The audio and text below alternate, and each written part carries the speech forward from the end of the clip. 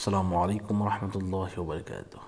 এই রমজান মাসে যদি কেউ গরু জবাই করে, দিনে গরু জবাই করছে, তাহলে তার রোজা ভেঙে যাবে কিনা বা হালকা হয়ে যাবে কিনা, এছাড়াও অনেকে হাঁস মুরগির বাচ্চা এগুলা জবাই করে, এই সমস্ত কিছু জবাই করার কারণে রোজার কোনো ক্ষতি হবে কি না, এটাও অনেকে জানতে চেয়েছেন। তো বিষয়টা হচ্ছে, জবে করতে হয় আল্লাহর নামে। আমি আবারও বলছি, জবেটা করতে হয় কার নামে? আল্লাহর নামে। বিসমিল্লাহির রহমানির রহিম বলে জবে করতে হয়, অথবা বলতে হবে বিসমিল্লাহ। এভাবে আপনি জবে করতে হবে, বিসমিল্লাহি আল্লাহু আকবার, এটা বলবেন। তো বলার পরে আপনি জবে করবেন।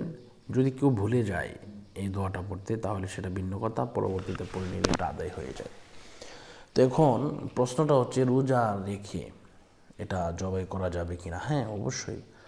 আপনি হালাল জিনিস আপনি রোজা রেখে অবশ্যই আপনি জবাই করতে পারবেন, কোনো অসুবিধা হবে না, আপনার রোজা হালকা হবে না। অনেকেই বলে যে হুজুর, রোজা রেখে পশু হত্যা করলে এরকম। আরে বাবা, আপনি পশু হত্যা করছেন মানে আপনি তো আল্লাহর হুকুম পালন করছেন। খাওয়া এটাও তো আপনার একটা ইবাদত।